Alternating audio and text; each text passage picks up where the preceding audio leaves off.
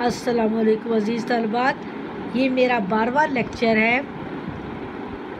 آج جمعرات کا دن ہے اور اردو کا کلاس 7 کے لیے میرا لیکچر ہے 12واں۔ ڈیٹ ہے 25 تاریخ۔ 25 تاریخ کو میں آپ کو پہلے میں اس کا روشن ضمیر لڑکی کا خلاصہ آپ کو سنا چکی ہوں تاکہ سٹوری آپ کو ذہن میں ہو جائے، اور مشکل لفظوں کی املا کے لیے لفظ اورنج میں انڈر لائن کر کے آپ کو بتائے تھے کہ آپ یہ انڈر لائن کر کے اپنی کاپیز پہ کر لیں۔ آپ نے کر لیا کام؟ اچھا، مجھے اپنی پکچر کاپی کی سینڈ کر دیجیے گا، آپ نے املا لکھ لی ہے، ٹھیک ہے؟ اب نیکسٹ میں یہ پہلے اس میں سٹوری کا جو سٹارٹنگ ہوتا ہے نا، تعارف، وہ پڑھنے لگی ہوں، اور اس کے بعد پھر میں سٹوری سناؤں گی آپ کو۔ اب میں ریڈنگ کرنے لگی ہوں تاکہ آپ لوگوں کو میں چھوٹی چھوٹی چیزیں باتیں سمجھا سکوں۔ آپ نے کئی اسلامی واقعات اور کہانیاں پڑھی ہوں گی۔ آج جو اسلامی کہانیاں آپ پڑھنے جا رہے ہیں وہ نہ صرف سچی کہانی ہے بلکہ اپنے طرز کی منفرد، نہایت سبق آموز، ایمان افروز کہانی بھی ہے۔ آپ جانتے ہیں نا کہ حضرت عمر فاروق رضی اللہ تعالیٰ عنہ اپنے دور خلافت میں عوام کے مسائل جاننے کے لیے راتوں کو بھیس بدل کر گلیوں میں گشت کرتے تھے۔ گشت کرنا، گھومنا پھرنا، دیکھنا، ایک خاص مقصد سے چکر لگانا علاقے کا۔ ایک ایسی سیاہ شب میں انہیں ایک ایسی بچی کے بارے میں جاننے کا اتفاق ہوا جس کا دل ایمان کی روشنی سے پرنور تھا۔ سبق کو درست تلفظ اور استاد صلاح سے باری باری بآواز بلند پڑھیے۔ جب ہم کلاس میں پڑھتے ہوتے تھے تو ایک ایک بچہ ریڈنگ کرتا ہوتا تھا، ایک ایک پیراگراف کی، اور ٹیچر سمجھاتی ہوتی تھی، لیکن اب مجھے ریڈنگ بھی خود کرنی پڑتی ہے اور سمجھانا بھی خود بھی پڑتا ہے۔ یہ واقعات اور کہانیاں ہیں جو یہ کس دور کی ہے؟ حضرت عمر رضی اللہ تعالیٰ عنہ، جو کہ کون سے خلیفہ تھے؟ نمبر بتائیں گے، دوسرے خلیفہ تھے۔ پہلے خلیفہ حضرت ابوبکر صدیق، دوسرے حضرت عمر فاروق، تیسرے حضرت عثمان غنی، چوتھے حضرت علی رضی اللہ تعالیٰ عنہ۔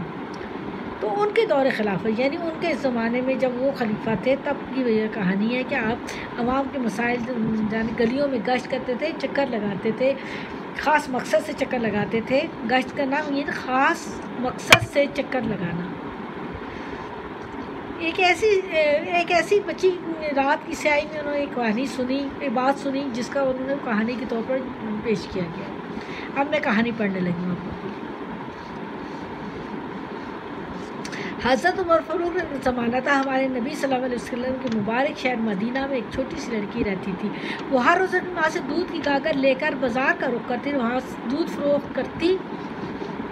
آپ لوگ کتاب کھول لیا کریں سامنے تک، آپ کے ہوتا کوئی مسائل پتہ چلے، کوئی چیز پوچھنا چاہیں تو بعد میں میسج کر کے پوچھ لیا کریں۔ جو دونوں ماں بیٹی اپنی زندگی بسر کرتی تھی۔ زندگی کا بوجھ اٹھانا خاصا مشکل کام تھا۔ زندگی میں طرح طرح کی جھمیلوں، مشکلوں اور دکھ درد سے واسطہ پڑتا تھا۔ گزر اوقات کی پریشانی نے بوڑھی عورت کی کمر دوڑی کر دی، اسے کمزور کر دیا تھا، مجبور بے بس کر دیا تھا۔ کمر دوڑی کرنا بے بس کر دیا۔ کام کیے بغیر کسی شخص کے لیے آسمان سے رزق نہیں اترتا۔ ہم یہ سب لوگ جانتے ہیں کہ رزق آسمان سے نہیں اترتا، محنت کرنی پڑتی ہے۔ ننھی بچی ماں بڑی جان مارتی۔ چھوٹی شیطان نے عورت کو زخمی دل میں گناہ کا ارتکاب کرنے پر تلقین کی، گناہ کا ارتکاب یعنی گناہ کرنے کی طرف راغب کیا۔ کیسے کیا؟ یہ شیطان ویسے ڈالتا ہے نا، فتور ڈالتا ہے ہماری سوچ میں، ہماری سمجھ میں، تو اس نے شیطان نے یہی کام کیا۔ تم کتنی بے وقوف عورت ہو، مانا کہ دودھ فروخت کرتی ہو مگر اس میں تھوڑا سا پانی کیوں نہیں ملا لیتی؟ شیطان نے اس مصیبت زدہ عورت کی عقل میں فتور ڈال دیا، اس کی سمجھ سوچ میں فتور ڈال دیا، اس میں غلط فہمی پیدا کر دی، فتور، فساد پیدا کر دیا۔ عورت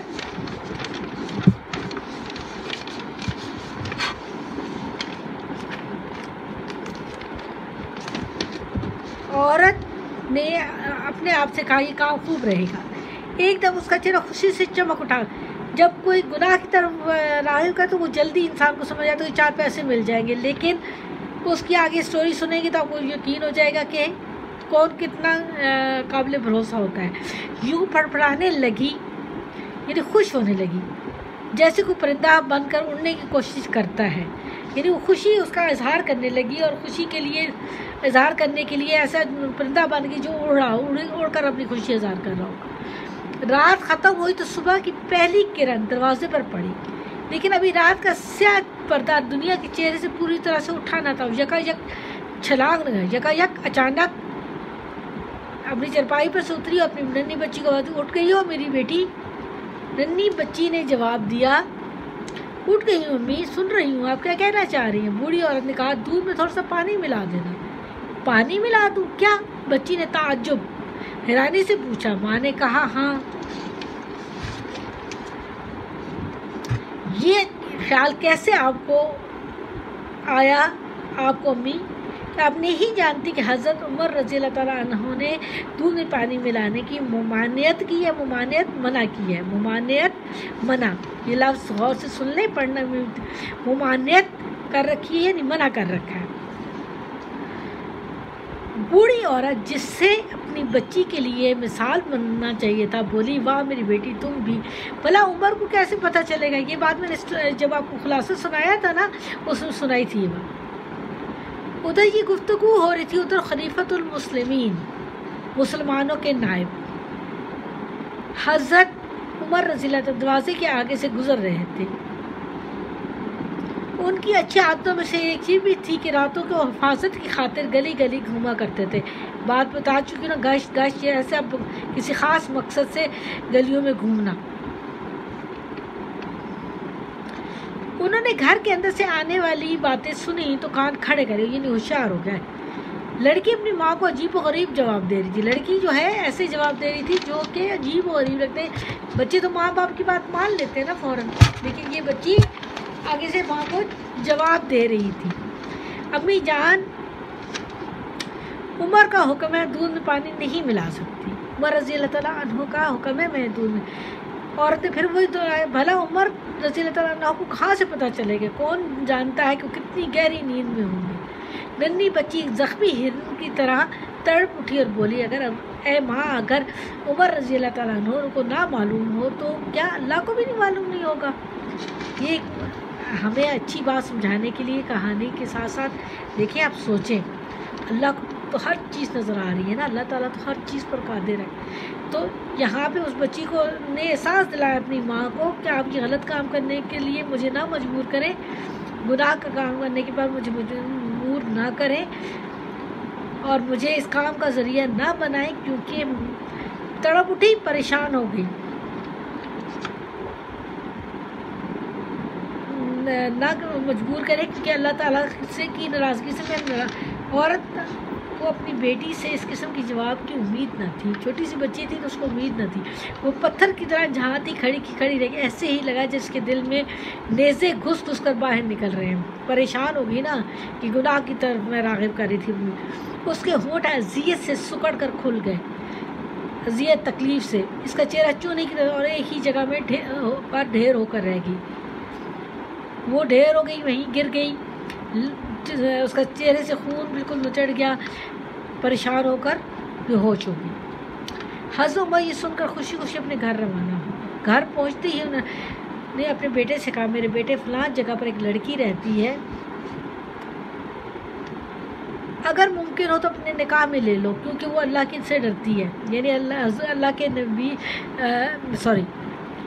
خلیفۃ المسلمین نے یہ اپنے بیٹے کو کہا کہ میرے بیٹے وہ لڑکی وہاں رہتی ہے، جس لڑکی جس کا ذکر اب اس کہانی میں ہوا، جو ماں کو جواب دے رہی تھی کہ اللہ ہے، وہ دیکھ رہا ہے، اس وجہ سے میں پانی نہیں ملا سکتی، تم اسے نکاح کر لو۔ کچھ عرصے بعد لڑکی کی دلہن بننے کی عمر، یعنی جب اس کی عمر اتنی ہو گئی کہ وہ شادی کے قابل ہو گئی، دلہن بننے کے لیے شادی میننگ ہے یہ، عمر پہنچ گئی تو حضرت عمر رضی اللہ عنہ کے بیٹے نے اسے اپنی بیوی بنا لیا۔ حضرت عمر رضی اللہ عنہ اس جوان سال جوڑے سے میں عاصم پیدا ہوئی۔ ان دونوں لڑکی حضرت عمر کے بیٹے اور وہ لڑکی جس نے یہ جواب دیا تھا ماں کو، میں عاصم پیدا ہوں۔ انہوں نے بڑے ہو کر عبدالعزیز سے شادی کی۔ عبدالعزیز رضی اللہ تعالیٰ عنہ سے شادی کی اور ان دونوں کے ازواج سے یعنی ان کی شادی کے تعلق سے شادی نکاح سے عمر بن عبدالعزیز نے دنیا میں قدم رکھا۔ یہ پڑپوتے تھے حضرت عمر فاروق رضی اللہ تعالیٰ عنہ کے، یعنی ان کے بیٹے کی بیٹی سے تو یعنی ان کی سیکنڈ نسل تھی نا، بیٹی ان کی ہوتی ہے ان کے بیٹے کی، پھر اس کی شادی عبدالعزیز سے ہوتی ہے، عبدالعزیز رضی اللہ تعالیٰ عنہ سے، وہ سے عمر بن عبدالعزیز پیدا ہوتے ہیں۔ عمر بن عبدالعزیز اپنے پردادا کی طرح تھے۔ پردادا کون تھے ان کے؟ حضرت عمر فاروق رضی اللہ تعالیٰ عنہ میں انصاف کی روشنی بکھیرتے تھے۔